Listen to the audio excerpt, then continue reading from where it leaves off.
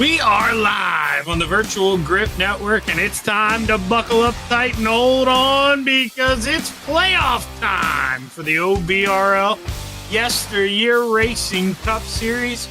YesterYear, where past meets present. I'm Zach Chapman, a.k.a. Shaggy, along with my partner in crime. He's back, ladies and gentlemen, John Hine. And we're lucky enough to have the heartbeat of VGN bringing us all the sights and sounds. The one and only Ryan Seneker.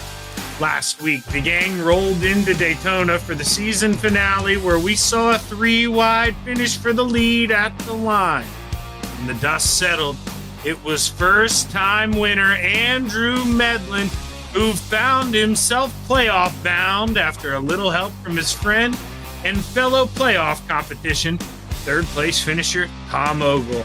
Other drivers playoff bound include Victor Lane, Roger Hurley, Andy Thomas, Brian Lynch, Tom Embassy, Sean Foltz, Jerry Isaacs, Mark Fish, Greg McDaniel, James Hislop, Courtney Nelson, the Black Cat, Daniel Hill, Josh Robinson, Dwayne MacArthur, and finally the man at the top coming into this thing, the 6 wins, Andrew Kotzker.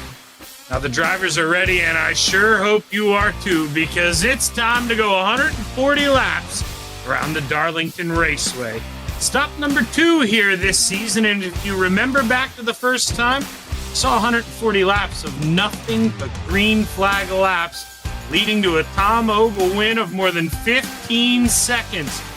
Now, John, I told you read my script. That was exactly what you said earlier. Now, what do you expect this time going in? I mean, do we get a long green flag run, or with playoff, expectations on the line here? I mean, you win, you advance to the next round. How aggressive do they get here tonight? Well, first of all, let the record show that I do study for these things from time to time. So there you go. But you know what? This is game time. I mean, you know what? These guys have worked all season to get themselves in the position to be in these playoffs. There's only a handful of races left. And there's no mulligans. I mean, before, you're trying to get playoff points or whatever, and, if you had a bad race, you could kind of write it off. But you know what? Not here. You know what? Now it's for real. You have a bad race here, you might be not making it to the next round unless you win. You immediately go to a win and you're in situation. And, it's a tough way to race. But I'm going to bet some of these guys that have a lot on the line, that are in the points, that risk reward might change a little bit. Somebody that might want to finish their season with a win that's outside the playoffs could probably take some more chances, whether it be on pit strategy or even just how they race, putting themselves in a position on the track that, high risk, maybe a higher risk situation than what these guys are maybe willing to take, especially the first race in. Place like Darlington here, this is an unforgiving track. I mean, there's a reason it's called the Lady in Black. So, you know what? I think for a lot of these guys, tonight might be a thing of survival a little bit. Make sure they get out of here with a good finish, and let's go racing then the rest of this first round. Yeah, and you mentioned there, John, the Lady in Black. This is a track where, I would expect, I think, everybody to maybe brush that outside wall at least once or twice. But, it's how hard you hit that outside wall that can really matter. But we talk about, these cars pretty durable. I mean, do you expect the same thing? You think we're going to have some painters out here tonight? Oh, yeah. I mean, the Darlington stripe, it's a thing. It's a thing in real life. It's a thing here in iRacing. The bigger difference, though, for the thing here in iRacing, because when I was out practicing a little bit for this, I would get into that wall, and there's sometimes it'll turn your car for you a little quicker than you want to, and next thing you know, you're going around. So you want to limit where you're doing that for sure. But, one thing that's changed from the last time we were here, we're on a different tire model. And I'll tell you this, Zach, I felt a whole lot less grip than the last time we were here. So I think these guys are going to be awful busy tonight. And right now it's got the sim time around 3:10 in the afternoon. So we're not going to get to that nighttime like we're possibly going to see here in the race tonight, John. So, I mean, the track may get hotter even here for these first couple laps. Could be interesting. But let's take a look here at the starting grid for the first race of the playoffs here at the Darlington Raceway. And, oh, looky. We got lots of guys in the chase there up towards the top. Courtney Nelson gets quick time, and Tom Ogle, who won this race earlier in the season, he starts on the outside. Dwayne MacArthur and Dan Hill are going to operate from that second row here. Andrew Medlin punched himself into the playoffs last week. He lines up on the inside of Chris Bates for row 3. John Foltz, Jerry Isaacs, 7th and 8th. James Hislop to the inside of row 5 to the top shelf, Greg McDaniel. Starting 11th, it will be the number 9 of Brian Lynch. To his outside will be the number 94 of Scott Negus. Victor Lane lines up to the inside of Andy Thomas. They're row 7. Row 8 will consist of Kenny Allen and Andrew Koska. Yeah, and interesting enough there, Kenny Allen, the last guy to put in a qualifying time. So the rest of the guys here, they're just gridding up. Lloyd Moore to the inside of Todd Cousins for row number 9. And row number 10, rounding out your top 20, is going to be the 05 of Tommy Amassi, and to his outside, the 77 of Roger Hurley. Row number 11 to the inside, Bill Martin to the top shelf, Mark Fish. And starting on the last row here is going to be Gavin Adams, and next to him will be Nicholas Self. And we do have a couple of penalties. Todd Cousins, Tommy Amassi, and Roger Hurley all go to the rear. And hey, we should make note, defending series champion Josh Robinson is not here in the field. Yeah, and I was gonna steal that from you, John, because you mentioned, you put yourself in a need to win scenario. He's absolutely there now. I mean, as we roll into the next 2 races here, he's got to win, or we're gonna have a new champion down. 100%. Josh can do it. I mean, if there's one of the guys out here that can do it, Josh can do it. But yeah, he's gonna spot these guys a race here. I'm trying to look. I don't really notice it on Tom Ogle's car. I think I do a little bit, not as much as the other guys, just because of the red. But John had brought up to me the guys who are in the chase here, as we look at some of them go by, they're going to have pink on different parts of the car here. You can see on the bottom, on the tops of the spoilers. So the guys with pink, and also, as Ryan's saying, that windshield banner, that's actually the best giveaway. So if the driver's in pink, they're currently in the playoffs. And John, if you're around a guy like that, you got to kind of be aware here as things roll on. Yeah, you don't want to put them in a bad spot for sure. You want to make sure you're taking care of them. Well, as the pace car gets off the racing surface, we got 140 laps set to play at the Darlington Raceway. The green flag's high. It's ready to fly. Good jump there for the outside line of Tom Ogle. He's the first of the line. Courtney Nelson trying to fight back on the inside. He's going to get it done. No problem at all. I don't think Tommy really wanted to fight that one there. Yeah, not any real reason to start going, You can't win the race on lap 1, but you sure can lose it there, though. General Dwayne MacArthur here with a pass for second. He's going to look to the inside, try to take advantage of maybe that early tire grip, John. I mean, we talked about 15-second win for Tom Ogle last time. I mean, you got to think, if you got a chance to get by him, you got to try to do it early. Yeah, you want to keep that guy within sight, and the easiest way to do it is keep the guy in your rearview mirror as opposed to your front mirror. And yeah, I would be pretty keen on getting him as far back in the pack as we could. See some guys trying to take to the outside here, John.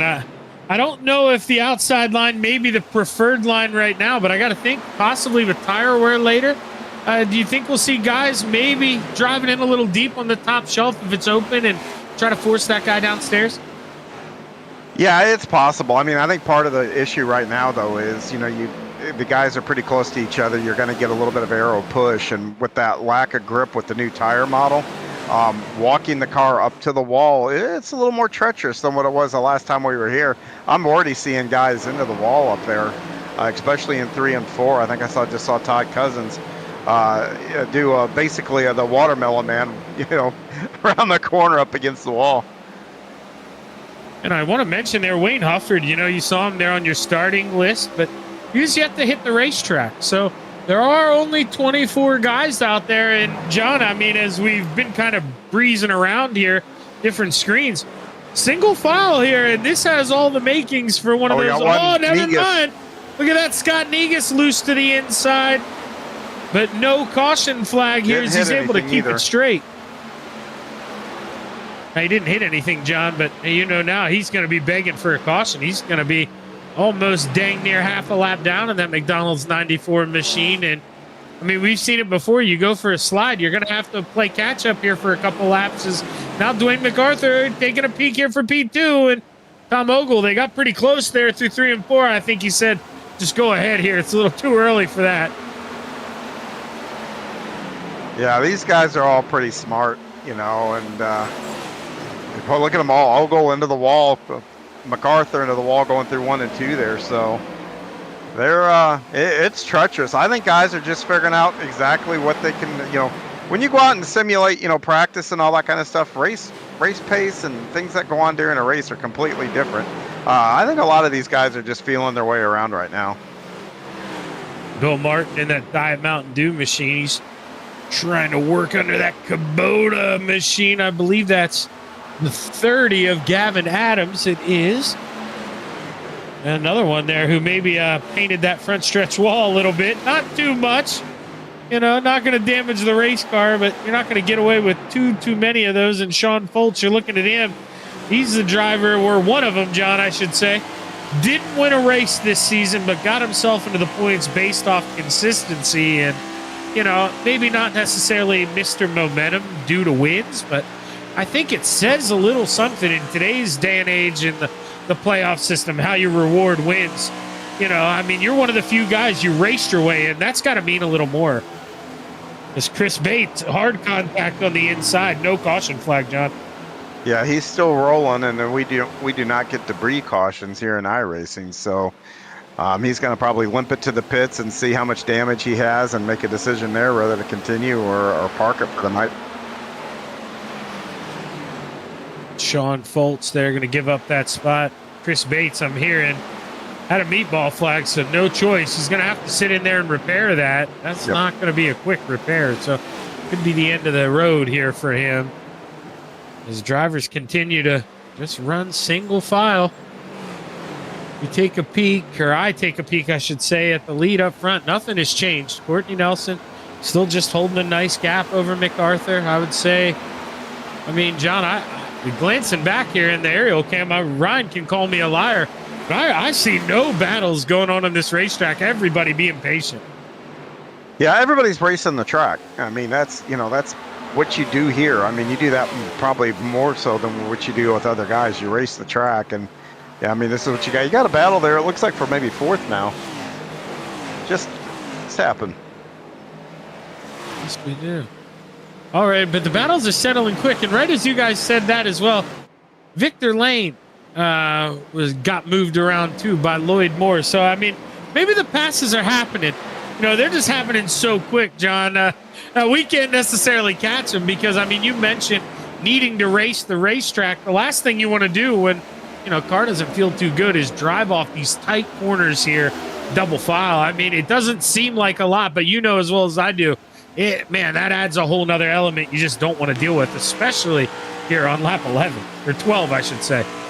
Yeah, and where a lot of these battles, why these guys are going to close, or why they're close, are going to come from is somebody getting up into the wall and it scrubs the speed, breaks their momentum. The trailing car is going to be able to be on them really quickly. Then they usually probably work it out pretty quick thereafter. The other thing, too, is if you overdrive the corner, you really have to bind it up to make sure you don't knock down the wall. Again, breaking momentum. Somebody behind you is able to kind of keep their momentum going. They're going to be on you real quick, and then it's for the two drivers to decide, okay, are we going to fight this out now, or is someone going to let somebody go, worry about it later? I mean, those are all decisions that all have to be made, you know, in within seconds. And we should also note that Chris Bates, the damage was too great on that car for him, and he is taking her to the trailer. Trying to take a peek too now here. I could be a liar, but from the quick overview, John, right now the top 11 on the racetrack, all in the playoffs. So, I mean, it couldn't be going any better there for the playoff drivers, but I think the biggest cream rises to the top. and that's what I want to say here, John. That's what I think the biggest surprise, and obviously this is a tough racetrack. It brings out a different set of skills, but I would not have put my money on Andrew Kotska being in the back half, or I mean, being in the back of those 11 drivers. I mean, he came in 6 wins this season. But right now, this thing, I know we're only 15 laps in, John, but the green flag around here scares me. You don't want to be caught that far back. You're going to have to push too hard later. Well, Koska's got a lot of points banked in there, and he didn't turn a qualifying lap here, and so he's actually made up quite a bit of ground. Koska's just out there running his own race. You know, this is a league where guys just seem to, if they're good, got a good car, and everything is working for them, going to the back is in a death sentence. I mean, how many times have we seen that black cat come back from the dead, basically, and end up on a podium position? I'm talking about, you know, Dan Hill. You know, we've just seen it. Josh Robinson, we've seen it a few times. Koska, we've seen it a few times. So, you know, don't sleep on it quite yet. Now, you know, if memory serves me correct too, John, Tom Ogle, I believe, he did this last year on the one stop. So, I mean, you would expect the same strategy here once again, right? I would think so, but I think we're going a little further this week. I should have looked it up, and that's one of the things I failed to do. Still, no, they were both 140 laps. They're both 140? Yeah. Then, hey, yeah, you might do it. I mean, the only thing that could be different is, you know, they changed the aero model, so that means you're cutting through the air. So if you've got more drag or whatever, you might not quite get the gain or the fuel mileage. But I'll tell you, where Ogle is sitting, he's not out front, so he's not cutting through that air. Those two guys in front of him, they're pulling him. So I'd say if you're, you know, third on back, you could probably save some fuel here, just tucked in behind somebody. Yeah, that's what I was going to ask you, John, actually. You know, I mean, obviously we know you go to Daytona, I mean, you could save almost 5 laps or so, you know, hanging out half throttle. You're not going to get that here. Do you think, you know, you could get possibly 3 laps, maybe 2? Maybe 2, a couple laps here, depending on how you use your throttle through the corner too, how much you're rolling, you know, when you get back into it. I mean, it's just not cutting through the air. That's part of that gas mileage saving. It's what you're doing, you know, with your feet. That I think that actually has more to do with it in iRacing than the air itself. Wayne MacArthur here trying to take a peek. Does he think about diamonding off, maybe getting a big run here? We're coming up on lap traffic. So, Dwayne, you got to think, John, if is indeed thinking about setting up a move, you'd rather do it now here before you try to get up there on lap traffic. That could make it a little hairy. Yeah, and this thing has got that long green flag run to it, so I'd be careful how much capital I used on those tires, but I'll tell you this, putting a car between me and that number 11 who's right behind him, I would be all about getting some space between me and Ogle, because we know Ogle's really fast here. I would try to get that space, and if I can without abusing the car too much, if I'm faster than you know, that leader and I'm trying to get around him, I try to drive away and get some distance from everybody. There's Ken Allen after last week's Daytona run. It looks like he got himself a new spot. Oh, we got a caution. Yes, we do. We got a car on the inside, Todd Cousins, and boy, oh boy, big hit there. I saw lots of smoke as he tows it. But let's take a look at this. John Solo, it looks like, just gets loose, goes up in the outside wall, and yeah, that's a hit and a half. Yeah, that's a pretty hard hit. I'd say his night's probably done here, but he starts to get loose in the corner and just tries to save it, and the front bites and noses it straight into the wall there. Comes down and hits it again for good measure. Talk about a break, though, for Andy Thomas, John. I mean, we saw, you know, he was about to be lapped. I mean, leaders were coming. Couldn't have been a better time for the caution for him. And you remember Scott Negus, one of the guys who got loose, fell back to the inside. He was able to stay on the lead lap as well. And it'll be interesting to see here. The leaders come down and dive. Oh, leaders stay out, but everybody else comes, John. Oh, Courtney Nelson's got to be looking at that rear mirror going, are you kidding me?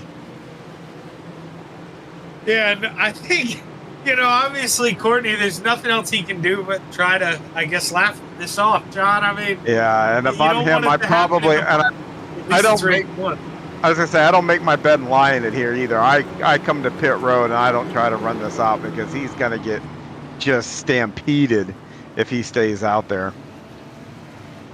This is going to be an interesting battle off pit road here. And we'll have Ryan keep it here, too. You can see cars jacked up on the right side. Do they go up on the left? Okay, so everybody, you're going to get 4 tires here. And I thought maybe, John, we'd see some 2, though, only 23 laps into this thing. Look at that. The Daytona 500 winner, Mark Fish, he wanted to give Courtney Nelson some company. He stayed out there, too. Man. It's a pretty cool looking dude wipes machine there of Mr. Fish. Let's see. Let's bring up Dwayne MacArthur here real quick. We'll be real quick. Well, Dwayne, you got him. Yeah, you snookered him. He stayed out. How are we feeling, man? You gotta feel like you played the hand the best there. Yeah, I was pretty happy when he didn't come in. I was having a hard time in his dirty air there, so this will put him off cycle. But he'll have tires late, so you never know. Now, with the way it started off there, I mean, do you have the same feeling I got? You thinking maybe, hey, green flag run coming up? Yeah, I think so. Darlington tends to do that. It's self-cleaning, and the cautions are pretty generous, so it doesn't hand them out too easy. So I'm hoping it goes green the rest of the way, and I think we'll be in good shape. Hey, I didn't mean to hog that, John, but they're doubling up here. We'll send him back. Good luck here, Dwayne. Yeah, no worries. Yeah, I mean, he laughed a little bit there, John. I mean, he won that, right? There's no doubt about it. Yeah, but you know what? It's going to be really difficult because both guys on the front row, this is not a wide track. Even though you see a lot of space out there, but where you race is not wide at all. Those guys, I mean, everybody, the field's got to be ready for a stack up here going through 1 and 2. Yeah, and the craziest thing about it is those first 5 or 6 row, John, all playoff drivers. So if something happens up front right now, boy, it could shake things up as the pace car pulls off the racetrack. We enter the Geico restart zone anytime after this white line. Courtney can drop the hammer. He does. What a restart. Fish spins and the tires. General Dwayne MacArthur, yeah, he's able to duck to the inside. Are we going to have a 3 wide? No, the Black Cat checks. A big check up. Now everybody checking up behind him. And, oh, man, we lived through that, John, but that was almost, oh, that could have been bad. Yep, I knew that was going to happen. I called it. And, yeah, now we're just going to see how long. I think it's just a matter of time before MacArthur takes control of this thing. But bad news for MacArthur on this whole thing. Ogle's probably going to follow him right through, so he's not going to be able to shake that 11. Yeah, and I think, that you're exactly right. If you're Tom, you got to get – you don't want to get so close, John, that you get that terrible wash, but I think you got to be close enough to make it easy on yourself to just duck in line here. And right now, Tom isn't close enough. I think if Dwayne would get up there, he could get the pass done. And look at Mark Fish. Those tires, I mean, he's wishing he came down pit road. He's letting everybody by. Yeah, I'm actually surprised 78 here is able to hold on as long as what he has here. I figured he'd been swallowed up real quick, but MacArthur's being real patient here. And if you're Courtney Nelson, John, I mean, you're on a different strategy, but at the same time, you kind of got snookered a little bit. So you can't just give this up, I think, like we'd normally see him do. Yeah, you got to make him work for this, I think. Yeah, and he's going to just drive around him right here. But, man, I'm telling you, that was real close to him turning the 78 car as he crossed over and went to the outside.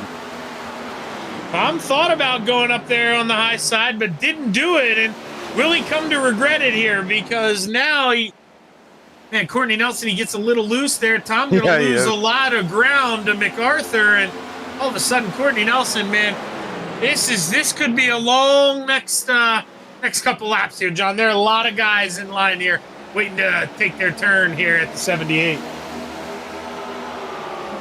Yeah, and it's not even so much the him falling back, but now he's on a different pit cycle. I mean, he's going to have to pit almost 20 laps before them.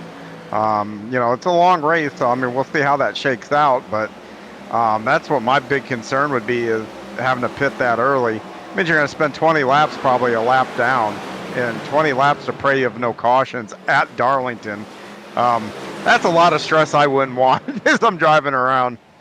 Well, a set of corners ago, Andrew Medlin was trying to take a peek under that 78, but he had his hands full. He was able to catch it, but he lost 3 spots. He's going to have to fall back in line. if you're Courtney Nelson, I think that's what I expected him to do to the leaders. I was kind of surprised he opened that top shelf. I mean, you got to make those guys slip and slide a little bit. Try to equal off those tires a little quicker than they would normally, I think, John. Yeah, 100%. But in the same token, you want to be predictable. You don't want to put yourself in a bad spot, because if you're, you got that older rubber, you can get loose unexpectedly. You can do a lot of different things, and you don't want to get turned around because you're trying to be a clog to try to limit how much damage is going to happen here with him falling back. But he's being smart about it. I mean, I'm not really seeing him do any crazy blocks or anything like that. He's still running his line and being smart. So I'll bet you he maintains the top 10 until he has to pit. Yeah, which, you not to steal the words out of your mouth, but you mentioned you were impressed by, him on these old tires. I really am too here, as it's lap 32, and he's still got himself positioned inside the top 5. We watch Andrew Kotska roll around. This has not been the racetrack here for Andrew Kotska.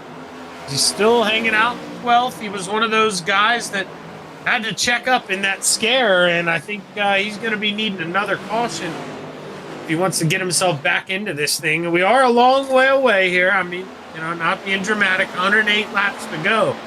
But if this thing goes green flag here, I mean, it's going to be tough to pick up 6-7 seconds on the racetrack.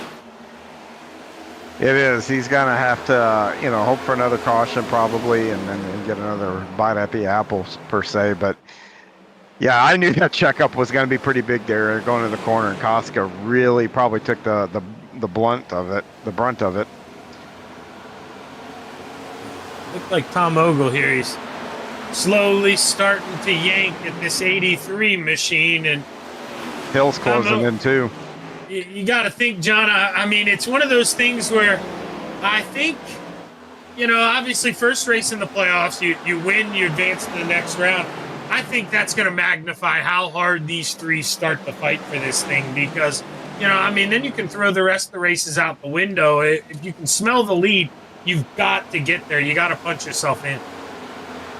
Yeah, but you know what? We're working lap 35 here. I mean, we got 105 laps to go, and there's not really any sense of urgency. If that leader is right out your front windshield here, you know what? Keep them there. Not use your stuff up. Just relax and start trying to make a plan for the end. I mean, that's what I would be doing. Speaking of, plan for the end, the guys who have pit, John, I believe we always get 3 sets of tires, right? The ones on the car and then 2 extra sets? That's correct. So now we got 4 tonight. Oh, okay. So we have 4 tonight. So 3 extra ones. Okay. So they didn't hurt themselves too bad by going early. But I mean, if we would have a caution now, I think they would have to think about it. Maybe I can't do it. There's 100 laps left. Will 2 sets of tires be enough? Whereas the other guys, they still got plenty in the bank here. Caution could really open the door for them. Yeah, right now, if caution came out in the next 4 or 5 laps, that'd be a pretty tough decision whether to take them or not take them. And I'll tell you, I probably would stay out based on what the 78 is doing. We saw him stay out, and these guys took, and man, he's only back to 4th. So I'd stay out. Yeah, and when you say back to 4th there, John, too, I mean, he's still right behind those front 3. Yeah. It is crazy what he's done, and it's, you got to wonder, I mean, is there a quick tire fall off here with the new tire model? I mean, we see them get at every racetrack, they'll kind of drop a second and even out. Maybe here that happens a little faster than at the other racetracks we've been to. Yeah, learning curve, we're coming to a track for the first time here, and that kind of gets into the mixture of the race, not knowing. I'm sure these guys put on a lot of practice, so they probably know the answers probably better than we do. But I'm shocked. I mean, I would have really thought he would have fallen back to probably at least down to 10th by now. He may even hold on to a top 5 spot up until he needs to pit, which is remarkable. And just real quick also, Todd Cousins, our last caution, evidently the damage was too much. He's taking it back to the hauler, and he's done for the day. And you saw Andy Thomas able to work around Victor Lane there. Victor Lane and Tom Embassy currently running 19th and 20th there. going to bring up the tail end of the guys in the playoffs here. And right now, feeling okay. But, I mean, we're not at the halfway point. But, boy, that's another place. I know they kind of squeaked their way in here, John. But, Daniel Hill. What a save. Oh, my gosh. He stole all the grease, I guess. I was going to say, they need a little grease. Get themselves up there, squeak their way in. But, boy, oh, boy, man, what a slide there for the 7. Oh, and he had to check up. He just did it again. Well, he had to check up not to slide up into that 78 car.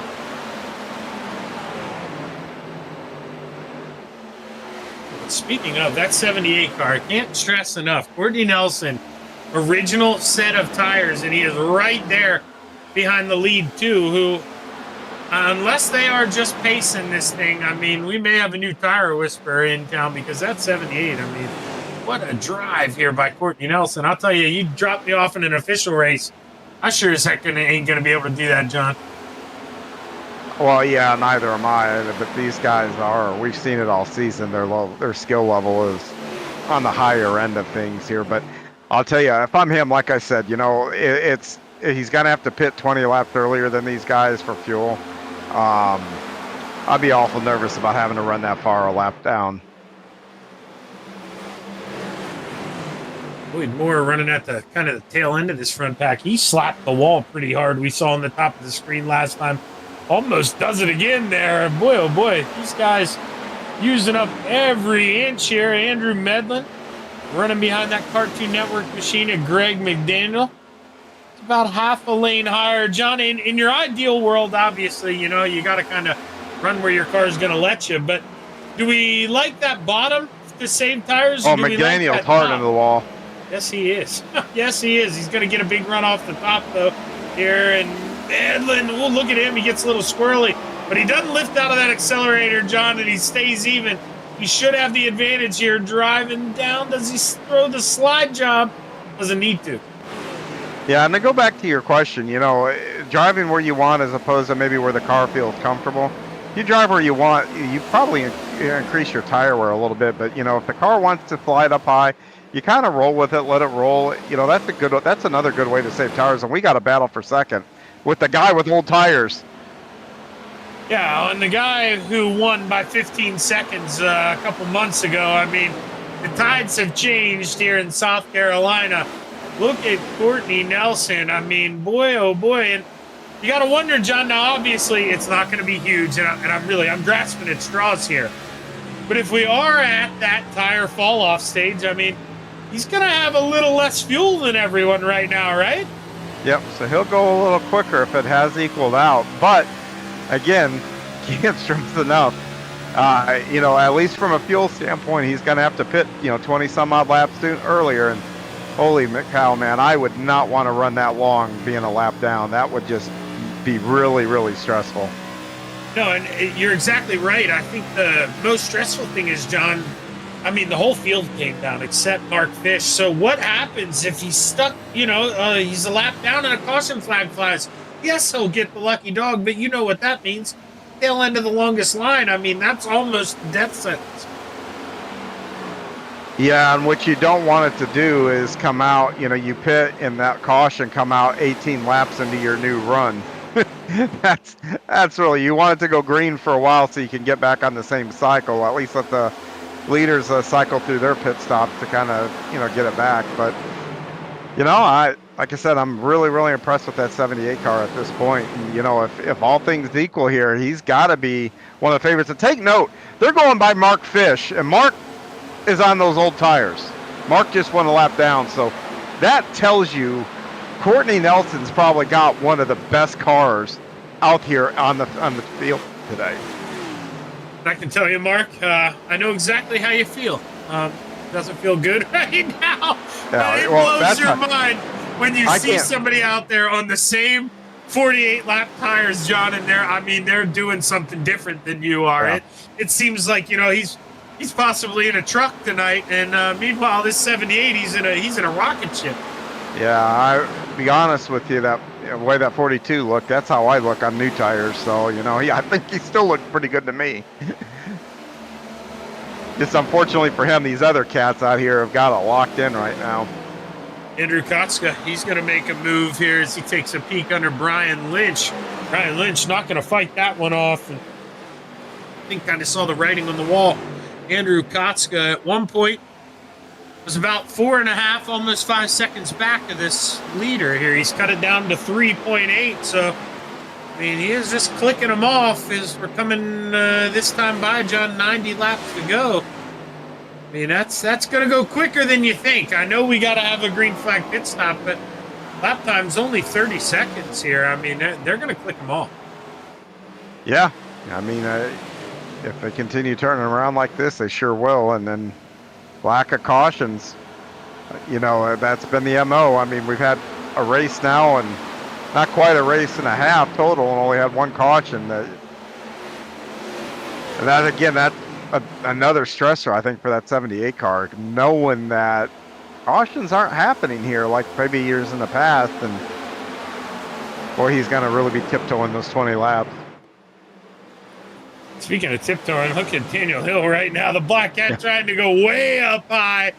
And, man, Jerry Isaacs, that man in front of him, he is another driver who, John, I mean, how many times we have seen that 51 up towards the front and just some unfortunate mistake or maybe getting involved in an accident that he had nothing to do with, never able to bring home a win. Oh, and Isaac's he bounces off hard. the ball. Jerry, I'll quit talking about you. I'm sorry. As Daniel Hill looks to the inside, I don't think Jerry's going to try to fight this one after the hard contact, and he doesn't. No, and I have to wonder if he didn't hit it hard enough to maybe damage that car a little bit where it's going to change the handling. Because he hit that pretty flush, and like you said earlier, you know, these things are built a lot more sturdy than what they were. But, oh, Hill's going to go around. Wow, he saved it. Well, oh, he's not done yet, John. Hard hit on the inside wall. Thought he had it. No caution flag. Daniel Hill stopped on the inside. I don't. Oh, he toes. toes. He's gonna have to tow. Tough break there for the Black Cat. Who, man, oh man, John. One of the playoff favorites too. That you had to put him in that favorite category. Obviously, we didn't know Josh Robinson, as you can see, almost had it saved, but then he gassed it up, just loses it. I mean, John, you would have called a doctor if I told you before this thing started that Josh Robinson and Daniel Hill were going to be the final two guys here in the playoffs going into the next race. I mean, that is some unfortunate bad luck. I mean, obviously, Josh not here. But boy, oh boy, I mean, somebody who had seen the bad luck go away, and Daniel Hill, nothing but podiums. Not the way he wanted to kick off here his first playoff race. Yeah, and I'll tell you this. Everybody in the top 5 right now knows Daniel had a problem. And they also know that Josh isn't here. And they also know that Andrew Koska, who's got the most wins this season, is back in the back half of the top 10. So he's not up here fighting right now.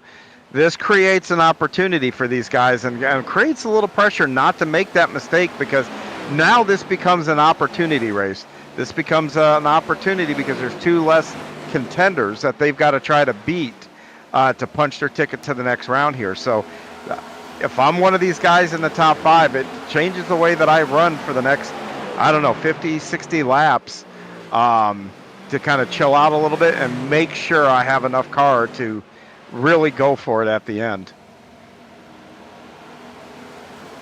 You're not kidding. I mean, that definitely, it changes absolutely everything here. And I mean, it's a shame there for Daniel Hill, who I just saw, packed it up, put it in the trailer, going to call it a night, not going to try to repair that thing. Off break for Daniel Hill. And man, I don't know, John.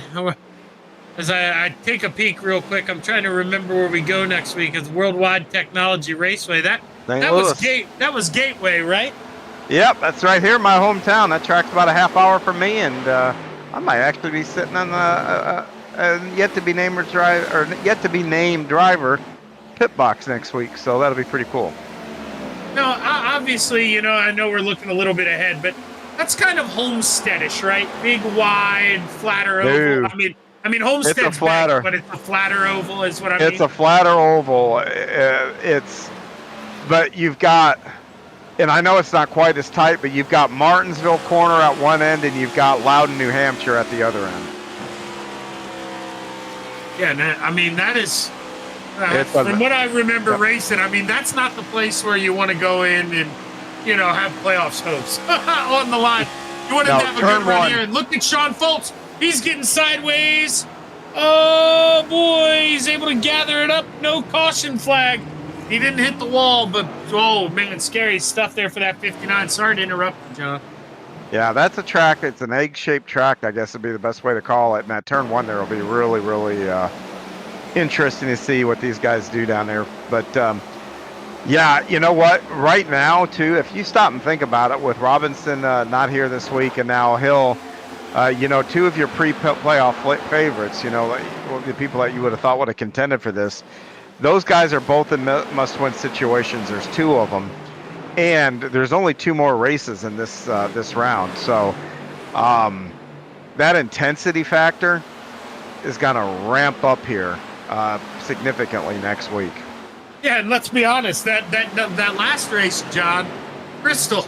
I mean, who wants their playoff hopes on the line at Bristol? You don't. I mean, anything can happen at that place. That is not where you want to go in hoping on a prayer there. Yeah, and I can't remember we ran Bristol before the new tire and everything else with that less grip. That's another one that, yeah, have that circled to tune in for that, because that'll sure be interesting. Wayne MacArthur starting to extend that lead a little bit over Tom Ogle. Tom hasn't really been able to get away from Courtney Nelson as we're watching the 77 there. Now we click up. Sorry, Ryan. We were looking there, though, at Roger early. He's just, you know, I got to have him jumping around. I don't have someone, John, normally who will feed the... As look, he grabbed Scott Negus. I didn't even notice. That McDonald's machine gets loose again, but... Second time. John, but how many times can you get lucky without hitting that wall? I mean, that's twice. Boy, oh boy, a close call there for Negus. Yeah, now he's got the leader. Oh, here he goes. He's going to hit the wall this time for sure. He does. He hits the inside wall. He sideways, comes to a stop here. No caution flag, though. We continue. See, Negus, man, it's almost the exact same thing there, John, that happened to Daniel Hill. You think you have it, but those tires are still mad at you from the first slide, and you just go back around again. Like I said, you know, I know it's not like a broken record, but, you know, the tire grip is not what it was, you know, 10 races ago. When they changed that, you know, just getting yourself out of trouble is a whole lot harder. It's hard enough to get around the track and do it fast with the lack of grip, but anybody that's ever driven a race car at any point in time, driving around the track isn't always the hardest thing to do. It's getting yourself out of trouble. Once you're in trouble, getting yourself out of trouble without wrecking somebody else, that is the most difficult thing to do, I think, in my opinion, if you're going to race a car on a track like this. Boy, Ryan, is that Lloyd Moore, the 00 machine, scraping the wall there in front of Andrew Kotska? Wild ride there for Lloyd. He was able to grab it. Man, that's another one. And now he's going to open the door here and I think after a mistake, that guy takes the peak on you. You can't really fight it here. You don't want to. He gets a little wiggly again. But Kotska not going to be able to get the run here to peek underneath. It's going to all be for naught here as we are starting to a couple cars up ahead are the leaders. And, John, I can tell you, we're coming back up on lap traffic again, and it's Mark one Fish. of them. Yep. Man. He is still out there on those tires, too, ain't he? Poor Mark at the moment. We do got one on pit road. It looks like Bill Martin. Bill Martin's coming down pit road. Now, that's interesting, John. You know, I mean, he was in that first group of guys that pit, so that means he probably burned off a little more tire than he'd like. Or he got in trouble and smacked into something pretty good. Yeah, because, I mean, obviously, if you're Courtney Nelson, the closer we get to 70, that's kind of your mark. But I would say for everyone else here, I mean, they probably want to run this thing, I mean, close till it's empty with the tire fall off that we've seen from Nelson. I mean, if you feel like you've got that pace, I wouldn't think you want to short. Wouldn't that... Yeah, I was going to say too, wouldn't that be a coup for Nelson if everybody did pit at the same time? If he actually stretched those tires out, hold on, and those guys, folks around him only pit maybe a lap, 2, 3 after him, that'd be unbelievable. And he was able to maintain third on those old tires. Oh boy, Andy Thomas, he had an uh-oh moment right in front of the leaders. Yeah, Vic Wayne did too. Woo, that was a close call. They snuck to the outside. Dwayne MacArthur, I know he saw his life flash there. That was not the place to be. And you mentioned Vic Lane. He was one of those on the slip and slide as well. He's next to go a lap down, John. Yeah, I do wonder though how much Ogle and MacArthur are pushing those cars because there hasn't been any separation away from Courtney. Nelson there with those older tires, I would have just thought there'd have been more separation than what they have. So either Nelson is like extremely good and the rest of the field should be really worried when he gets fresh rubber, or those two guys are just really managing their tires and they're going to be able to stretch out their run here. Andrew Kotska here at the top of that screen on the battle, trying to get the run on James Hislop here. Looked like he was going to take a little peek, though. Just going to fall back in line. Maybe let Hislop know he's coming. Able to pick off a couple here. Kotska, one of the guys who, I've deemed a tire whisperer. Definitely saving a little something here, moving himself up through the field. But the gap to the leader, it's grown back out to about 4 seconds from Andrew Kotska. So, John, having to pick your way through guys, only losing a half a second. That's not terrible. It shows he's got the pace, but he's got to get some clean air.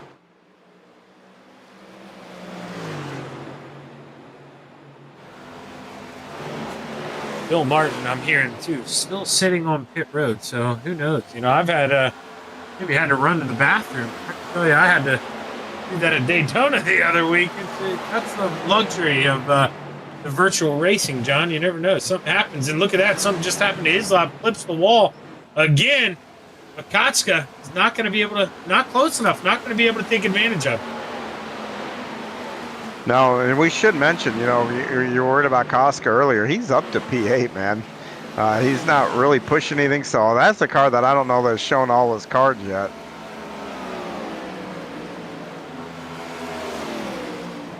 So I gotta wonder though, John. Speaking of playing cards, have Tom and Dwayne showed theirs because, like you said, I am still baffled that we never really saw them, kind of drop that hammer, extend it from the older tires behind them. You just got to think they may be, thinking. Is anybody thinking tubes tires here to the end with that short pit?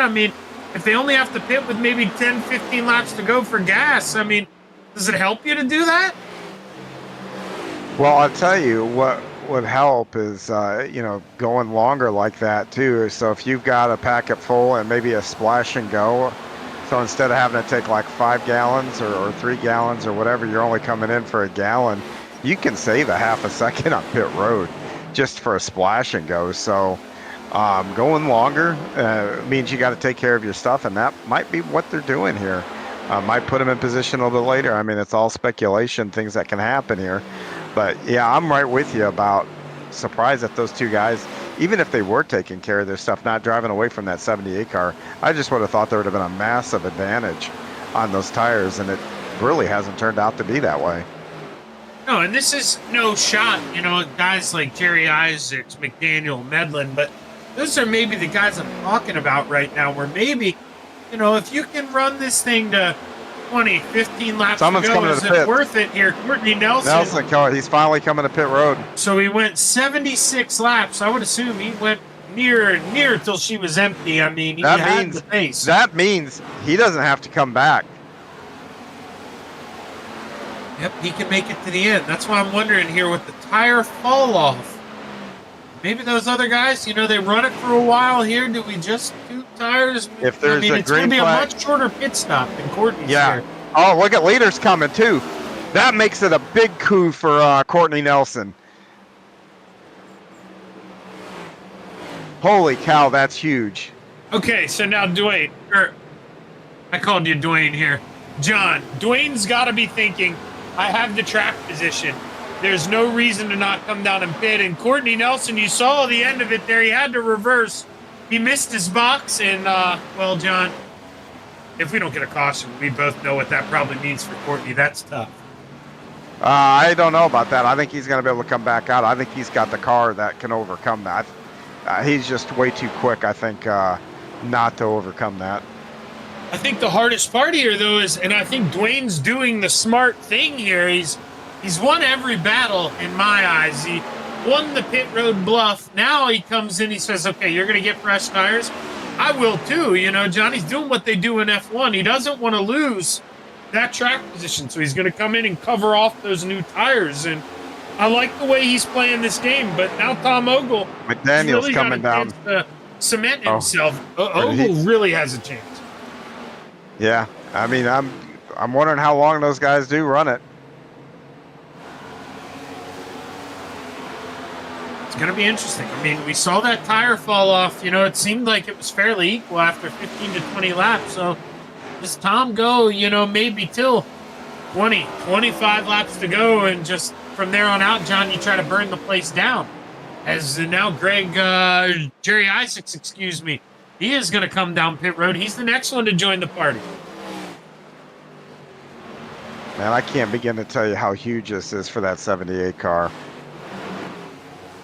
No, and, you know, John, we talk about it at other racetracks, so dang it, shame on me. I mean, you talked about how tricky it can be getting on and off pit road, but we didn't mention, I mean, I would say, arguably, this is the track that you can lose or gain the most time on to your fellow drivers. I mean, with the way that banking changes, you're going to see some guys overdrive it so much that they, you know, miss pit road even. I mean, and this is one of those where if you've done your homework, I mean, it's really not out of the question to gain 2 seconds. Yeah, the thing about here, turning down, you don't want to mess it up where you spin out. I mean, that's really that. This is probably the hardest pit road to get to outside of maybe Dover without wrecking. But just real quick here, Courtney Nelson, his last lap was a 30, like 33. Ogle's coming in. Ogle was losing. My point was going to be Ogle is losing over a second a lap out there staying out. But he must have knew what I was thinking and is gonna. Courtney ran a 30.66, and Tom Ogle the last time I heard John 31.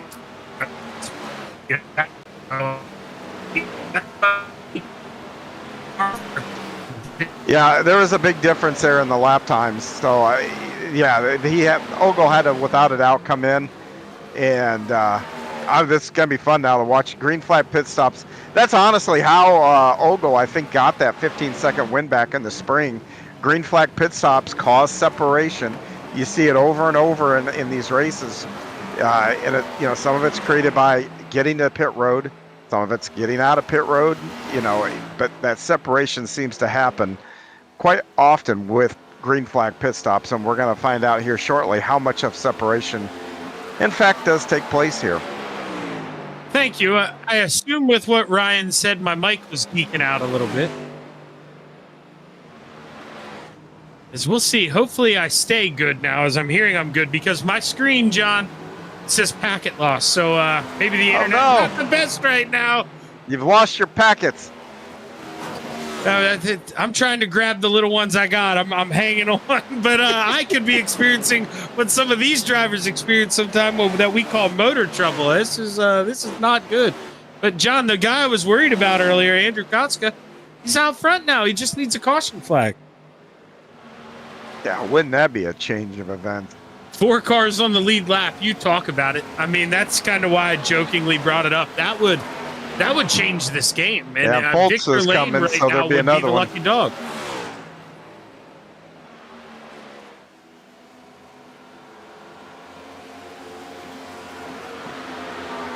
So Foltz is on, so that's going to only leave a couple more guys that need to hit pit road. And that kind of decreases the chance of maybe a caution, you know, because most everybody has cycled through without getting in there. Victor Lane looks like he's coming to pit road. So looks like we're going to find out what kind of separation here is pretty quick. I can tell you, I would guess, John, from what we've seen Kotska do in other races, I mean, how he'll run the tires till they're on the cords. You got to think he is at the point now where I'm going to hope for a caution, and I can trap most of the field a lap down. That's my best chance to win this thing because realistically, I mean, he's going to finish in the top 10 regardless, I'd say.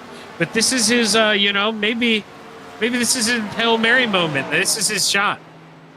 Yeah, but stop and think about this. Again, we're in a playoff system, and, unless we get 3 different winners, it's still going to leave a lot of guys that can point their way in. He had accumulated so many points. He gets a top 10 out of here, and the troubles that we've seen some folks have today, I'm not going to say it's a guarantee he punches his ticket, but all he has to do is be solid here. Top 10, probably all 3 of these races, in which Koska's really capable of doing. Top 10, all 3 of these races. He can move on. I mean, he's not really a guy that has to win here with everything that he's accumulated. And to be honest with you, MacArthur, I think, falls into that boat too. Yeah, definitely. I mean, the consistency you want, but man, if you could just pop yourself in the easy way here, but I just don't know. I mean, we've had a couple spins to the inside, only one brought out the caution. So, I mean, really, the odds aren't in your favor. But right now, I mean, looking at lap times here, John, Andrew Kotska, he's still 31.1. He didn't really have that fall off that Ogle had. I mean, still running semi-decent times, but he is half a second slower than one of those other guys on the racetrack. Yeah, that's half a second a lap. That adds up fast. 50 laps to go. We're on lap 91 now. Or no, excuse me. Yeah, we are on 91. I was thinking Dwayne MacArthur, when he crossed the line there, we were going to go to lap 92, but he will be the leader here when the cycles happen. And Greg McDaniel and Jerry Isaacs will be second and third, or should be, because Courtney Nelson, Brian, click back to him here real quick. It should stay this camera. That is what overshooting pit road did to you, John. I mean, he was pretty close, even pit a lap earlier. And, man, just overshooting pit road. You got to think cost him that second 2 seconds. And he's really going to have to work to get up there now. Yeah, and look at that distance. That's overshooting your pit stop. You think about Koska staying out there, losing a half a second a lap. That's having 4 or 5 pit stops in a row and overshooting your pit box. So if that's the distance that created, think of what staying out here this long is going to create for Koska when he gets out there. Now, he's going to be quicker. He's going to be quicker initially because he's going to have that fresh rubber, and those guys are going to be able to use. But what we saw from Nelson earlier, I don't know if that's really going to make a difference. No, and, obviously, John, I don't want to compare it to F1, but I am going to a little bit. I know it's different styles. I mean, how often do we see in racing, track position is king? I mean, that's a saying for a reason. Yeah, you've got the fresher tires, but that guy in front, man, he can do a lot of things to prevent you from getting by and really make you work. That a lot of times, you'd rather do that undercut, a.k.a. pit early, than stay out there and do the overcut. I mean, don't you agree? Oh, 100%, because when you're behind somebody, not only does your car not handle the best, it handle fine, but I mean, it'll handle better out in clean air, but that means you're using your tires and using your stuff up a little more. So, while it helps you save gas mileage a little bit, maybe getting pulled around a little bit, that's really about the only benefit I can see from following somebody. Everything else is bad. And those second and third right now, they're hanging with Dwayne MacArthur, which it makes me wonder, is Dwayne MacArthur maybe playing a little game here? Did those two maybe figure something out? I mean, they've been in the shadows here that whole race, just about a second, 2 seconds off the lead pack. I mean, John, you're going to pick up some tips and tricks there following those guys. You got to think maybe a chance here for a surprise win out of one of those two. Yeah, for sure. Nick Self just went down pit road too, so there's another one that's pitted. But yeah, I mean, You know, and also here's the other thing too. It's always a little easier to chase the carrot than there is to be a leader too, because you can get breaking points, you can do things, kind of get a feel. So sometimes following somebody is a little easier than being out front and leading. I have definitely found it that way for myself. I mean, sometimes I overdrive the race car, which hopefully Jerry Isaacs doesn't do right here as he takes a peek under Greg McDaniel. He is going to send it up there, and you hit the nail on the head, John. If Greg McDaniel doesn't lift there, he's going into the back of him. I mean, that was a slide job as it gets, and then he touches the outside wall. The dirt in me absolutely loved that pass. Go get him there, Jerry Isaac.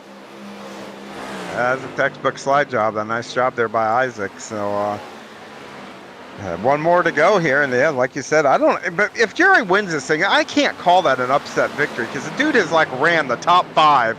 Like every freaking race that we've had almost, you know? No, I don't know if that's a big surprise. Yeah, Andrew Kotska, boys, coming down pit road. Lap 98 is the time.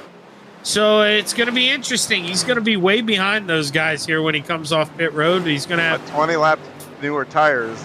Yep, with 40 to go. But like I said, you know, you saw the 20 laps difference. Didn't really make a whole lot of difference with Courtney Nelson. I mean, they got him right off the get-go. What was it, about 15, 20 laps into that run, and it looked like those tires equalized, and those guys couldn't pass them at that point from that point on.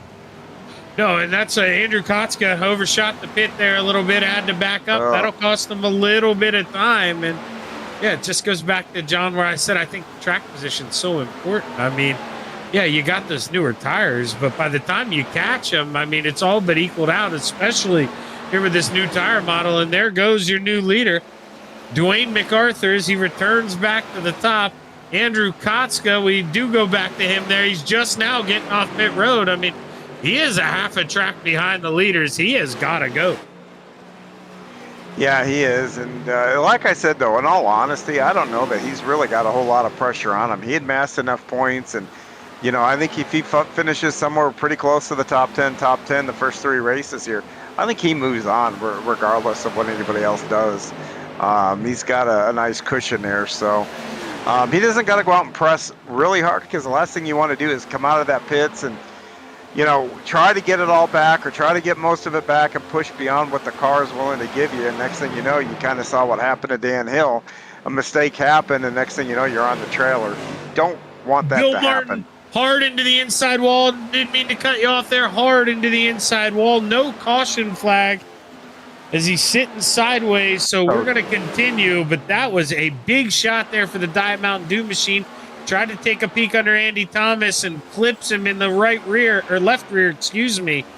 And Thomas, I mean, John, he was up in the wall. He couldn't have went any higher. But Bill just pushed up coming out of the corner, and that's a tough break for him.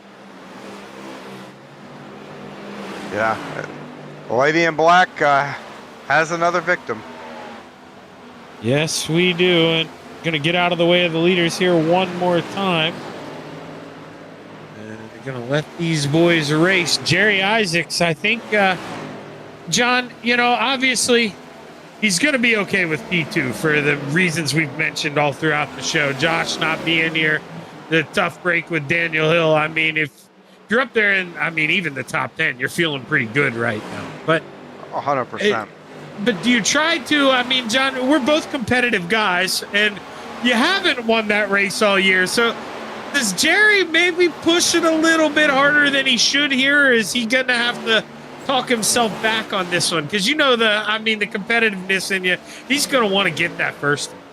Yeah, knowing what I've seen out of Jerry all year, I think, you know, Jerry's going to want to be right there. And if there's an opportunity to make a pass, I think Jerry will pounce on it. I don't think he's going to try to force something or make something happen here. It's too early for that. I mean, maybe a little bit when we're getting down to it, pay windows open, that kind of thing. But for right now, I think he's pretty content sitting right where he's at. And, you know, the main reason I asked, too, is because I think the longer we get, the harder it's going to be to pass. So if you're Jerry and, you know, you want to get that lead, I think you got to make that move sooner rather than later here, because I mean, we've seen guys try to make moves on the inside, John, with 40, 50 lap old tires, and they're just breaking loose here. So if he's going to do it, I think he's got to do it sooner rather than later. Well, this is a track, though, that you can amp the pressure up on somebody and cause them to get a mistake. I mean, we've been seeing it. How many cars have we seen get loose on corner exit here, whether it be turn 2, turn 4? All you have to do is just bring that pressure to bear, and, and hopefully maybe you can get that guy into a mistake, and you don't have to actually try to, make a pass and use up what you have left in your car. You can just take advantage of a mistake. That's not a ridiculous amount, but the gap is starting to fall here. Tom Ogle, he's about only a tenth and a half faster than the guys in front of him, but he has started to catch him. Remember, he came on pit road lap 82. Dwayne MacArthur 77, so 5 laps difference, John. I just don't know if 5 laps difference is going to be enough there to pass, 3 guys and then go battle for the lead. That's going to be a lot to ask out of that 11. I think so. So, I mean, this may go very well go green to the end here. So, I mean, I think at the end of the day, I mean, I don't think it matters how fast you are right now. I think it's going to matter how well you take care of your stuff. So if you do got to go to the end from lap 125, 130 to 140, that kind of range, if you've got the better equipment, you might be able to make some things happen. As long as you're within distance there. Gavin Adams there getting high up out of the way, but Greg McDaniel caught him at that awkward time, John. And here comes Courtney Nelson. I mean, Nelson gets a big run. You know how it goes. You catch that guy coming off corner exit, you got to lift out of that throttle. Boy, oh boy, Courtney Nelson, he's got to be excited here. I mean, to put himself back up in this contention after the mistake, I think he's going to be kicking himself. But it just shows, man, this 78, he perseveres. He doesn't go away. Yeah, and Ogle is only a few car lengths back, but I've said it all race. After seeing what he was able to do on those a little bit older tires and hold on there, I think Nelson's probably got the car to beat. The question is he going to be able to find his way through those next 3 drivers to get up there and take control of this race? Oh, car slow there to the inside. No caution flag. Nicholas Self able to roll here, but doesn't look like it's maybe driving the straightest here. He got in the outside wall pretty good. He's probably going to pull her down into pit road here. As the leaders come on by, Greg McDaniel gets a little loose there coming off at 2. Courtney Nelson not close enough to get to the outside here. And he is now if he does it again. Yeah. Yeah, that's Cartoon Network machine, man. He is trying to hold on Greg McDaniel. He was the one. He won in phenomenal fashion there at Dover under the green-white checkered. And you got to think, John, after what we've seen here on that opening restart where some guys didn't come down pit road, I mean, if we would run this thing to lap 138, let's say get a caution, I would think darn near everybody's going to come down for tires, even for a short stint. I mean, it could be huge here if we get a caution. I don't know about stages. 2 to the end, but maybe 10 or 15 from the end, sure. I don't know if I give that track position. Yeah, I may not win the race, but you know what? If I can hold on to a top 5, top 10, get those points and get out of here, I would go for that for sure. Yeah, we're down to 11 on the lead lap here, so give you something to think about. Leaders caught the lap cars once again at a weird time. That was Mark Fish and Victor Lane. But, man, nobody able to take advantage here. Greg McDaniel, though, he's going to get slowed up coming off the corner again. But there he is. Courtney just can't do anything about it. And, man, that 78 got to be so frustrating. You know the pace you have, but right now the tires just don't want to go with you. Yeah, I mean, I think either you got to put the slide job between 1 and 2, or you got to get in underneath and almost do the same thing over here in 3, 4. I mean, but the way that corner entry is in 3 and 4, everybody is down on the, what I would call the bottom of the corner on turn in. That makes it really hard to really even try to outdrive somebody into the corner. And, oh, man, I jinxed him a little bit there. I was about to say, speaking of out driving, Jerry Isaacs, he was all over the back of McDaniel, but he tapped the wall there a little bit on corner entry, opened back up that gap. But, man, Jerry Isaacs, He is coming on at the right time here. I mean, Mr. Consistency drove himself into the playoffs without a win. And now when it matters here is right in the hunt. Is 26 laps to go, John. Ah, man, not a lot of time to go. No, not at all now. Greg McDaniel rolling up in that high side. You're looking at Sean Foltz now in that 59. Back to McDaniel, who had bounced off the wall there. Bounces off the wall one more time. And Courtney Nelson is just watching this. I mean, he's got to be wondering how many times before he can make the move, but he still can't do it. I mean, he is right there, but just can't get it done. Greg McDaniel, he is using all 9 of those lives. Yeah, McDaniel is under all kinds of pressure here from the 78. And we are getting down to it because how many laps now has Nelson been following McDaniel? You got to figure he's just not going to be able to drive up there and pass Isaac. It's going to take some time. And then even to get the lead, that's going to take some time. So you have to think if he doesn't get going now, the sands in the hourglass are going to run out before he can get back up to the front. Yeah, this is where, you got that angel telling you, hey, you're running fourth. We're playoff racing. But that devil, he's saying, send it in on the outside. Go for it. We got to go quick. And you got to wonder, man, who's going to get through to him first here? It's looking like he's just okay with biding his time. I think he knows, he made that mistake on pit road. And at the end of the day, I mean, maybe nobody to blame but that guy in the race helmet.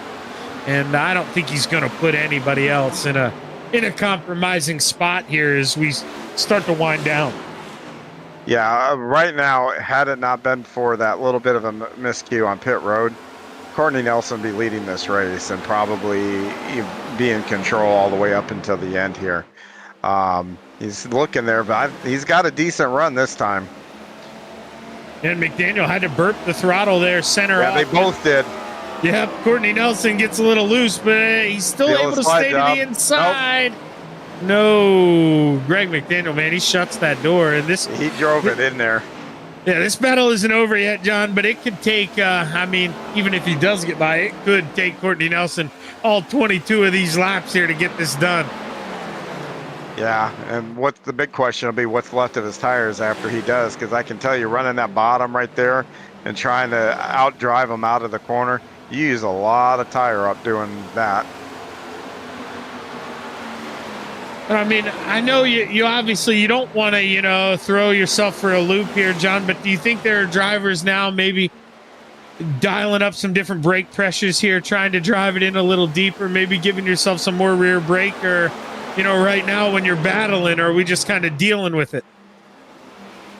Well, what I would be doing and what you should be doing are probably two different things. I know for me, if I'm this in a battle this intense, I'm not touching anything. I want all the predictability that I can think of in my car. I want to know what my car is going to do, have confidence.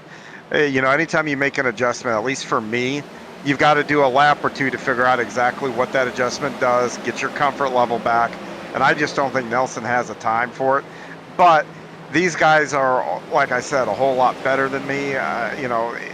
They could probably do that and get away with it. But for me, like I said, I want to just keep that consistency. If I'm battling, I keep it there. Oh, man, I thought he was going to be there. It looked like he was to the door, but I think he's just trying to bluff Greg McDaniel into maybe overdriving this thing. I mean, we've seen him get a run a couple times, maybe take a peak low, and then he watches Greg slide high. Let's see what he does. But, yeah, see, backs off early. Oh, and John. Greg overdrove it. Yep, there he goes. He caught looking in the mirror maybe a little too long, and Courtney Nelson back on the podium where he thinks he belongs. He's got 18 laps to go here to go mess with these front two, John. He's got to get on the horse. Yeah, he's got to get on the horse really quick because that's a pretty big distance to make up here, and I think he's got the car to do it. I think he'll probably catch him, but my question will be, once he catches them, then what?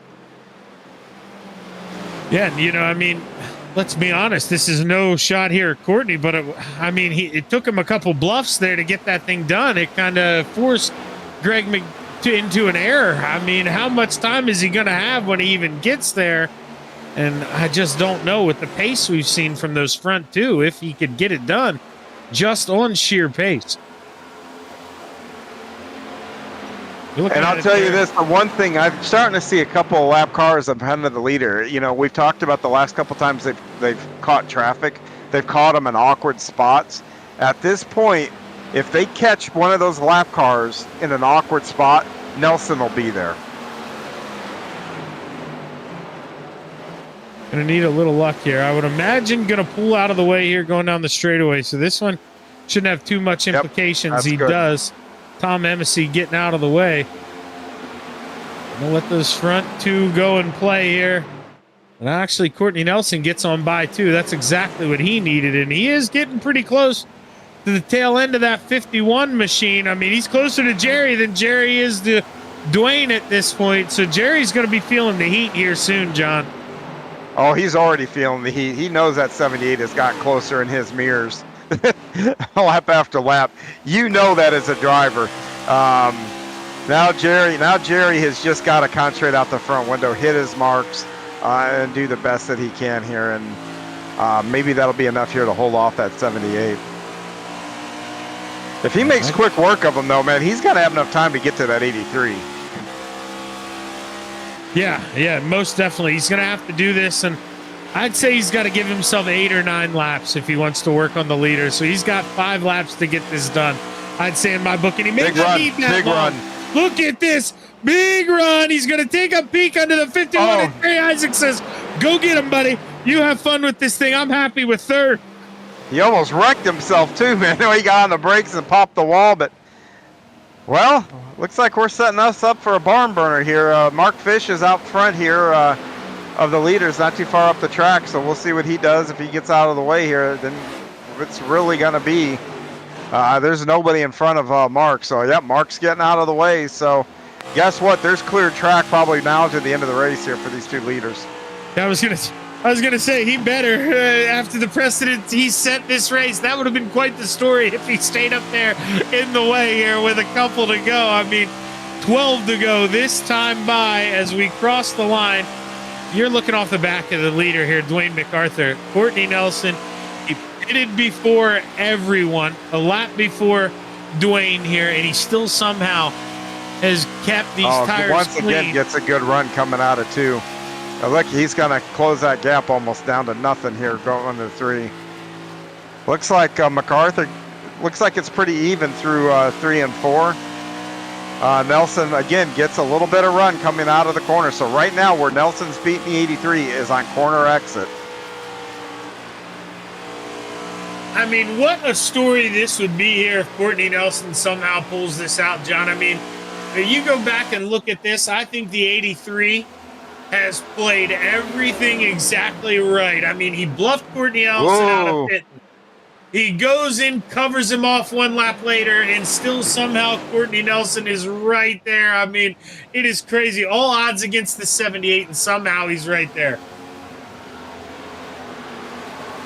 Yeah, if the 83 goes on to win this race, the move of the race isn't going to be passing anybody on the track. It's going to be his decision to pit right after the 78 did. If the 78 wins this race, it's just going to be because that was the best driver car combo here at Darlington today. No, yeah, you hit the nail on the head. I mean, he just wants it more than everybody else. It seems like he is so quick. But now Ryan, pull up those laps here. It seems like it's time to equal it out. Yeah, no, MacArthur stretched a little.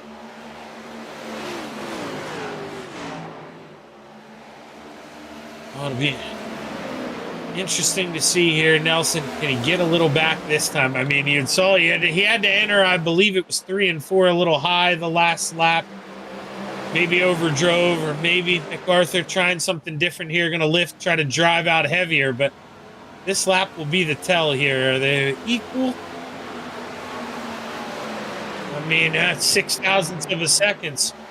And you know, and thousandths aren't going to make the pass. You need to be probably a couple of tenths quicker to make just outright, power around somebody. So Nelson at this point with 7 to go, it worked on McDaniel. Get up there, start applying that pressure, hope for an overdrive or getting to the throttle too quick, getting them loose, whatever the case might be. Get up there and apply that pressure, hope for a mistake out of the 83 car. And here he comes back, John. Do you think it was maybe a case of, you overdrive it, and I'm going to let the tires cool off a lap or two, and then I got 5 laps to go do this thing. I'm just going to drive the you-know-what out of it. Because, I mean, no here he idea. comes back. The thing is, if you break your momentum in these cars, whether it be intentional or not intentional, you just lose so much ground. So, I mean, it's tough to tell exactly what's going on there. I mean, the 78 is consistently faster than the 83, but the 83's got the track position. I mean, the 83 doesn't have to contend with the dirty air. He can lift where he wants. He can get back into the throttle where he wants. So, I mean, that's what, when you hear people talk about controlling the race, well, that's what the 83 is doing right now. And I'm telling you, it's 78 quicker, but I just don't know. He's got to get up there and pressure him, or he's going to run second. And wouldn't it be nice to see arguably the best finish of my childhood? I can't even remember how old I was, but Kurt Busch in that Sharpie machine and Ricky Craven beating each other down that front stretch coming to the line. I mean, boy, maybe we keep it a little cleaner here, John. It is setting up. Look at this. Courtney Nelson. He has got to run, and I think he's got to bluff. He's got to at least bluff here. I would have bluffed to see if I could have gotten him to drive up the hill a little bit, the 83 to drive up the hill a little bit, but, we're getting down to it here. He's got another run right here, too. Coming down the front stretch, got a big run. Yeah, he's going to have enough to take a little bump. He bumped him going into the corner. He's trying to get into his head. That's freaking awesome. That cage a little bit. Now he's going to get a good run. It rattled him. Oh, man, Courtney, is he going to take a peek here? Oh, he's just going to do MacArthur overdrove it. Yeah, but MacArthur overdrove that corner. He got him to overdrive. Just couldn't take advantage of it, but, Nelson gets loose. He only got a couple laps to go, man. I think the kitchen sink is getting ready to be thrown. I'll tell you, Jerry Isaac's hoping they throw the kitchen sink and then some, because, boy, wouldn't it be a story for him? Front two get mixing it up here, and he steals this thing. Courtney gets loose one more time, gathers it back up, and, man, I'll tell you what, John, he may have got loose, but I can tell you what he didn't do, lift. He is going for this thing. We're coming to 2 laps to go, man. 83 needs to be licking out the windshield, hit every mark perfectly, push it where you can push it. If he gets caught up on what that 78's doing in his rearview mirror, that mistake that 78's looking for might happen. We got a lap car that they might catch on this last lap. Whoa, the 78 had to check up there not to run over the 83. And that could have doomed him 78 overdrove the corner. There's a big gap now as the white flag flies. I mean, Courtney Nelson is going to need Dwayne to make a mistake here as the gap's opened up to over half a second. Dwayne MacArthur rolls the outside wall through 1 and 2, and I don't think we're going to get to that lap traffic, John. No. It could be close, though. Something happened to Nelson. Something's happened to Nelson. Courtney Nelson and Jerry Isaacs possibly with some contact. Is Nelson out of gas? Dwayne MacArthur. His car is off. His car is off. Dwayne MacArthur brings home the checkered flag. Jerry Isaacs P2. Greg McDaniel third. And Courtney Nelson going to limp it home. P7 as he must have run out of gas there. Tough break for Courtney Nelson man, that is, John, I'll tell you, I mean, he went to lap 76. You got to think, I mean, maybe it was the caution flags that got him to 76. Maybe it was too close, or maybe he just didn't fill it up enough. But we got guys that pitted a lap or so. I mean, MacArthur pitted a lap or so after him. I'm kind of wondering if he didn't cheat the gas a little bit and, figured what gas he used and figured what gas he needed to get to the end and maybe left a little bit out there. But I'd sure be interested to know that. But what a tough break and for him. But what a great race for MacArthur there. He's going to hang on to win with Isaac second and Greg McDaniel a third. So good start to the playoff for those 3 drivers. Yeah, Dwayne going to automatically advance here to the next round. We'll give him a minute or 2 here to burn it down. We'll go rehydrate, give these guys a chance to catch their breath, and We'll be back here with your rundown and interviews from your top 3 on the Virtual Grip Network. Stick around.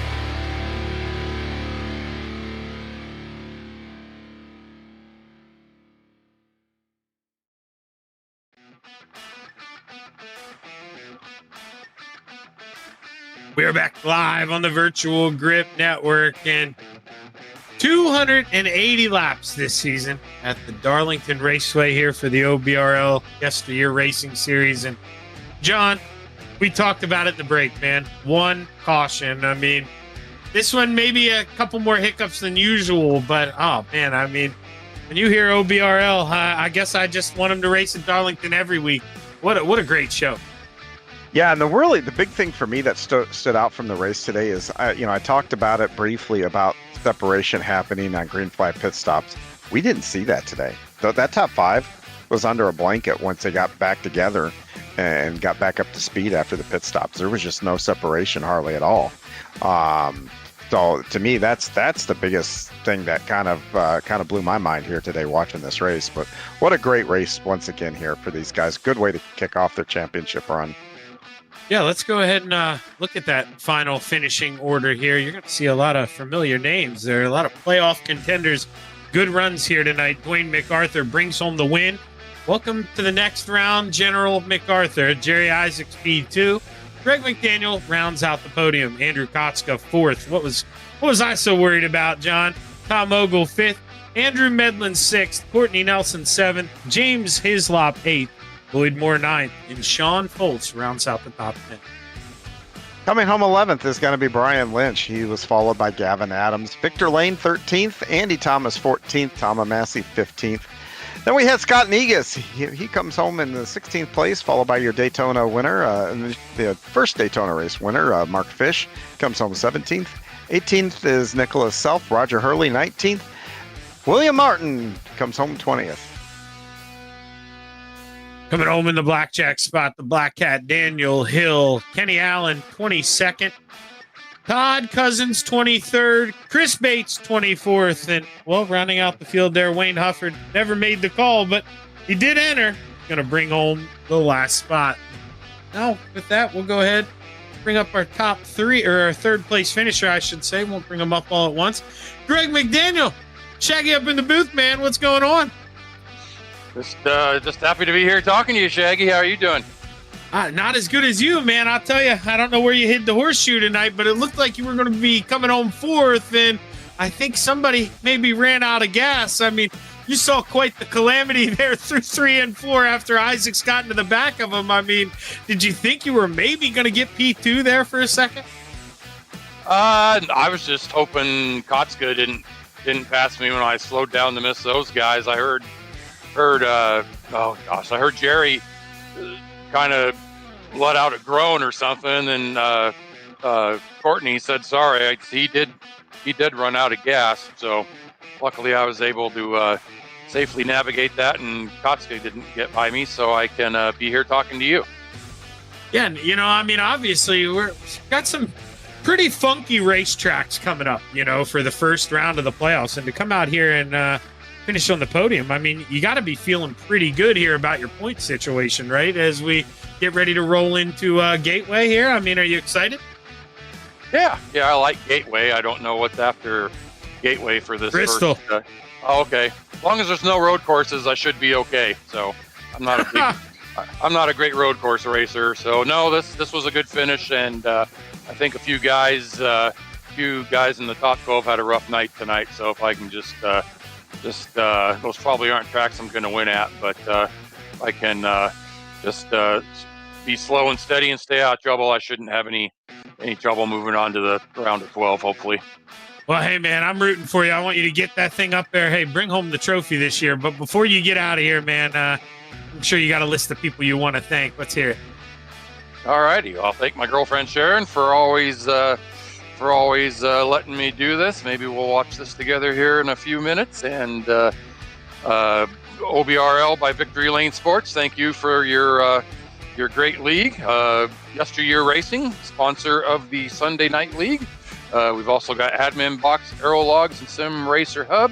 All the admins in this league, thanks for the great job that you guys do. My friend Dave, back home in where he lives in Oregon, watching this. Hi, hello to you, and thanks to you guys for the great job that you guys do. Well, hey, I'll be rooting for you next week. I'm going to be watching on the way home. My little brother's got a bachelor party, so I had to run that thing. I'll be in North Carolina, but go get him next week, man. All right, I'll try to do all right without you here. Greg McDaniel here, your third place finisher, and now John's going to talk to the man who brought home P2. And man, it was a close call for him at the end, John. Yeah, it sure was, Jerry. You know, that was gonna be my first question to you. Tell me what your thought was when you realized that 78 was coming to a stop, basically in front of you. I knew I had a good run. I was going low to see if I could do something, and then I saw him slowing down. I really didn't know what was going on. Then he just pulled in front of me. I don't think he meant to, obviously, but I don't know if you saw it. I just slammed on the brakes, and I'm just so glad we didn't end up worse off. Well, I'm actually really surprised you guys didn't end up worse off. But hey, you know what? At least now that's in your rearview mirror. It's not something you got to worry about. You're able to capitalize and come home second, which puts you in a great position. Your start of your bid for this chase here to win a championship. You know, good solid finish here today, and that's been your MO all season. I mean, you essentially had a playoff berth on points locked up like a month before the end of the season, basically, you know, as long as you showed up. How is your strategy going to change for the next couple races? You know, a couple guys had some trouble. You got a good finish, or does that going to allow you to be more aggressive at, let's say, St. Louis or Bristol? Well, first of all, that incident at the end got me a 4X, so that cost me 8 points. And, you know, for a guy who hadn't won a race all year, points are important. So that was the most frustrating part of that. But to answer your question, no, I'm not going to change anything. Right now, honestly, my next goal is just to make the Final Four. And, you know, based on my history, if I can get a chance to win, absolutely, I'm going to go for it. But I am going to try to keep pointing my way forward, make it to the Final Four, and then figure out what to do then. Well, I tell you what, you got a great start to it, grabbing those points, because you gobbled up a bunch of them here tonight. Well, man, hey, I wish you the best of luck here next week for St. Louis. But before I let you go, anybody you want to give a shout out to? Before I give a shout out, I want to give a raspberry to Dwayne.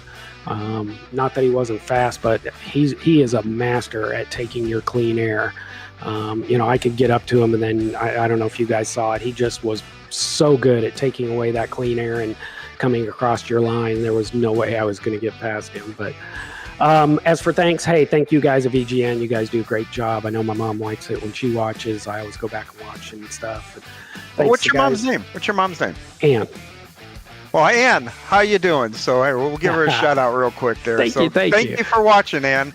Thank you. YesterYear Racing for sponsoring the OBRL guys. This is a great league. I really love it. Always lots of fun. So, hi, Mom. Well, I tell you what, Jerry, we still got to get out to I-55 and all that, or before the season's out. So we'll touch base later, see if we can make that happen. But best of luck to you here the rest of the chase. Thanks, man. Appreciate it. Yep. Jerry Isaacs, our runner-up here, and again, a shout-out to Ann. And you know what, though, Zach? You've got Dwayne, man, and you couldn't start a better championship run than what he did here tonight. No, and Dwayne, I don't even know where I want to start with you, man. First off, I pulled you up under that caution, and, I mean, you bluffed him. You know that track position was huge, but then, you know, it's kind of a two-parted question. Do we watch F1, and, man, that the way you protected yourself from that undercut for that track position. I mean, that was everything, Dwayne. Who's your strategy guy? I mean, oh my gosh, what a run, dude. Yeah, I don't watch F1, but I wish I had somebody making that call for me. But 100% after Courtney held on with those tires on the first run, I knew that I wasn't going to give up that track position, and I was going to go earlier than everybody as it was. And then I saw Courtney pitting, and immediately decided I'm going in next time around. If I could have got in that lap, I would have went, but I wasn't willing to give up that clean air. Yeah, which, you know, kind of leads me to my next question. Not that it was relevant to your race, but I'm sure you maybe heard there was some mayhem behind you coming to the line. You pitted that lap after Courtney. Were you close on fuel at all? Do you think, maybe he just didn't add enough gas? Because I feel like you probably shouldn't have been that close, right? You had plenty to go. Yeah, I think I had 13 or 14 more laps. I'm a full fuel. I don't use that auto fuel or fuel calculator. I just fill it up every time I come in. And I think he mentioned he was using the calculator, and it might have been calculating on a different pace. And I bit him. Yeah, because obviously you're not aware, but maybe you stay out another lap or two. I don't know. Do you talk to Courtney at all during the race? Did you know when he came down pit road, he actually overshot his pit box? I figured the only reason I knew is had about a 5-second lead. And it actually worked against me because I backed off my pace until Jerry and Greg got me, and I probably gave up time that I was never going to get back. I don't think it was going to come back with tire savings, so I think I just gave away all that free time. It definitely threw me off just a little bit, wondering why he was so far back. I'll tell you what, Dwayne, I mean, with this win, you know the deal. You're in the next round of the playoffs, so when we go into Gateway next week, man, do you drive this thing any harder? Do we go for an extra win here, get yourself, some more bonus points for the next round? Probably don't drive any different. I think I'll just a lot less stress. Just kind of go out there and use some good racecraft, take care of my equipment, and try not to be in the middle of anything. And without the pressure, it doesn't really matter where I finish, but obviously it'd be nice to be here chatting with you guys at the end of the race. Yeah, man, you take that pressure off it, lets you drive a little freer. Good luck next week, man. We'll be rooting for you, but before you get out of here, Dwayne, you know the drill by now, man. Got anybody you want to thank? Yeah, all sorts of people I want to thank. First, I want to thank my wife for letting me do this, supporting me and my iRacing career. I'm sure she was upstairs watching too, so shout out to her. Shout out to all the admins and everybody who runs this league. Victor, tons of work goes into this league to have the product that we have. We're coming to the home stretch of this season, but we run 4 other seasons, so it's great that everybody has a place to race, and the way that everybody raced here tonight, I want to give a shout out. It was a hard track. There wasn't a lot of grip. Everybody kept their car going forward. Not a lot of cautions, not a lot of carnage. Big speed difference track, so a lot of bad things can happen, but I think the entire field showed why these are the best iRacers on the service. So shout out to them. Of course, our sponsor here for this series, YesterYear Racing, Victory Lane Sports. And And to my last ditch racing teammate, Greg McDaniel, who got third place. Great run for him. Nobody else was out from the team, but shout out to everybody from LDR and to you guys for putting on a great show. I'm sure I'll watch it later. Looking forward to seeing that pass on Courtney at the beginning.